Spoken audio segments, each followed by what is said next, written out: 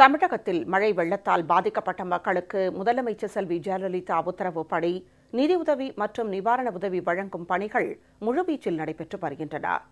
மழை பாதிப்பு பகுதிகளில் நிவாரணம் மற்றும் சீரமைப்பு பணிகளும் போர்க்கால அடிப்படையில் மேற்கொள்ளப்பட்டுள்ளன. இதற்காக முதலமைச்சர் செல்வி ஜெயலலிதாவுக்கு பொதுமக்கள் நன்றி தெரிவித்துள்ளனர்.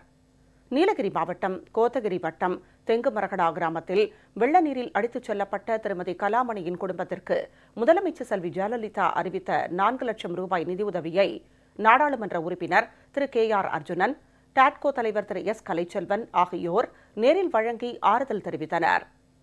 மாவட்ட ஆட்சித் தலைவர் மற்றும் சட்டமன்ற உறுப்பினர்கள் உடனிருந்தனர். நிதியுதவியை பெற்றுக்கொண்டோர் முதலமைச்சர் செல்வி ஜெயலலிதாவுக்கு நெஞ்சம் நெகிழ நன்றி தெரிவித்தனர்.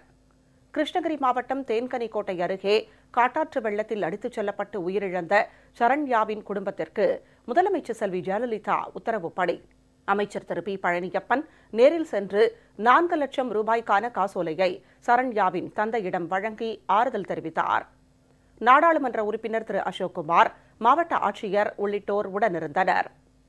நாமக்கல் மாவட்டம் கூத்தாநத்தம் கிராமத்தில் மழையால் வீட்டின் சுவர் இடிந்து விழுந்ததில் உயிரிழந்த கூலித் தொழிலாளி பழனியப்பனின் வீட்டிற்கு முதலமைச்சர் செல்வி ஜெயலலிதா உத்தரவுப்படி அமைச்சர் திரு P தங்கமணி நேரில் சென்று 4 லட்சம் ரூபாய்க்கான வரைவோலையை பழனியப்பனின் மனைவி திருமதி தங்காயியிடம் வழங்கி ஆறுதல் கூறினார். நாடாளுமன்ற உறுப்பினர் திரு PR சுந்தரம், மாவட்ட ஆட்சியர் உள்ளிட்டோர் உடனிருந்தனர். நாமக்கல் மாவட்டம் திருச்செங்கோட்டை அடுத்துள்ள சிக்கநாயக்கன் பாளையத்தில் பெய்த கனமழையால் 12 வீடுகளை வெள்ளம் சூழ்ந்தது. இதனை அடுத்து அந்த வீடுகளில் வசித்த குடும்பத்தினர் அனைவரும் பத்திரமாக வெளியேற்றப்பட்டு ஊராட்சி ஒன்றிய நடுநிலைப் பள்ளியில் பாதுகாப்பாக தங்க வைக்கப்பட்டனர். வெள்ளத்தால் பாதிக்கப்பட்ட இக்குடும்பங்களுக்கு முதலமைச்சர் செல்வி ஜெயலலிதா ஆணைக்கிணங்க தலா 5500 ரூபாய் ரொக்கப்பணம், விலையில்லா வேட்டி சேலை, அரிசி உள்ளிட்ட நிவாரணப் பொருட்கள் வழங்கப்பட்டன.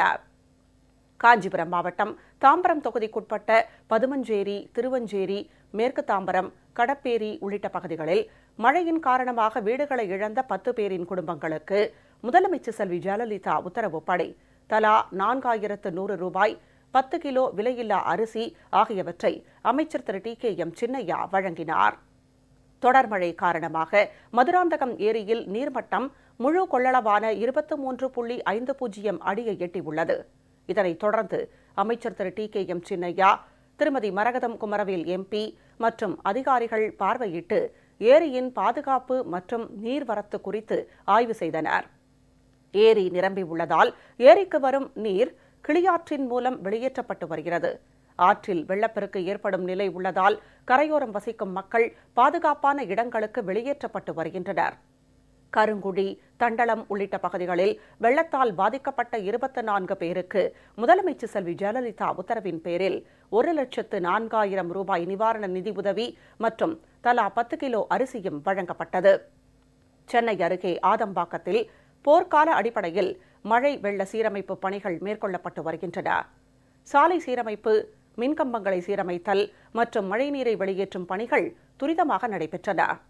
சென்னை அமைந்தகரை பகுதி மற்றும் மழையால் பாதிக்கப்பட்ட ஜோதியம்மாள் நகர், பழைய பேருந்து குடியிருப்பு, ராணி அண்ணா நகர் ஆகிய பகுதிகளில் வசிக்கும் மக்களுக்கு அமைச்சர் திருமதி S கோகுலேந்திரா, சென்னை மாநகராட்சி மேயர் திரு சைதை துரைசாமி ஆகியோர் உணவுப் பொட்டலங்களை வழங்கினர். திருவள்ளூர் மாவட்டம் கோளூர் கிராமத்தில் உள்ள ஸ்ரீ அழகுராயர் பெருமாள் திருக்கோவிலில் தொடர் மழையால் பாதிக்கப்பட்ட பகுதியை முதலமைச்சர் செல்வி ஜெயலலிதா உத்தரவுப்படி அமைச்சர்கள் திரு R காமராஜ், திரு BV ரமணா ஆகியோர் பார்வையிட்டனர். முதலமைச்சர் உத்தரவின் பேரில் கோயில் விரைவில் சீரமைக்கப்பட்டு குடமுழுக்கு நடைபெறும் என அமைச்சர் தெரிவித்தார். சோழவரத்தை அடுத்த ஜெகநாதபுரத்தில் மழையால் சேதமடைந்த வீடுகளை அஇஅதிமுக நாடாளுமன்ற குழு தலைவர் டாக்டர் வேணுகோபால், மாவட்ட ஆட்சியர் உள்ளிட்டோர் நேரில் பார்வையிட்டனர். பாதிக்கப்பட்டவர்களுக்கு அங்குள்ள அரசு பள்ளிகளில் தங்க வைத்து அவர்களுக்கு தேவையான நிவாரண உதவிகளையும் வழங்கினர். விழுப்புரம் மாவட்டத்தில் மாரனோடை, திருநாவலூர் ஆகிய இடங்களில் மழையால் பாதிக்கப்பட்ட பகுதிகளை அமைச்சர் திரு ப மோகன் நேரில் பார்வையிட்டு பாதிக்கப்பட்ட 38 பேருக்கு நிவாரண உதவிகளை வழங்கி ஆறுதல் கூறினார். திருநாவலூருக்கு ஜெனரேட்டர் உதவியுடன் குடிநீர் வழங்கப்பட்டு வருவதையும் அமைச்சர் பார்வையிட்டார். திருப்பூர் மாவட்டம் உடுமலை அருகே தங்கம்மாள் ஓடை, பழைய பேருந்து நிலையம் உள்ளிட்ட வெள்ளம் பாதித்த பகுதிகளை தமிழக சட்டப்பேரவை துணை சபாநாயகர் திரு பொள்ளாச்சி வ. ஜெயராமன், திரு மகேந்திரன் எம்பி ஆகியோர் பார்வையிட்டு சீரமைப்பு பணிகளை துரிதப்படுத்தினர். 102 ஏக்கர் பரப்பளவில் உள்ள சின்னியம்பாளையம் குளம் நிரம்பியதைத் தொடர்ந்து நடைபெற்று வரும் முன்னெச்சரிக்கை நடவடிக்கைகளையும் ஆய்வு செய்தனர்.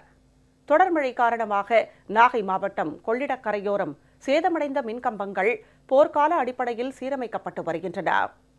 கொள்ளிடம் ஆற்றின் கூட்டு குடிநீர் திட்ட நீரேற்றும் மோட்டார்களுக்கு மின்சாரம் தடைப்பட்டதால் பெரிய ஜெனரேட்டர்கள் பயன்படுத்தப்பட்டு மயிலாடுதுறை நகருக்கு குடிநீர் வழங்கப்பட்டு வருகிறது.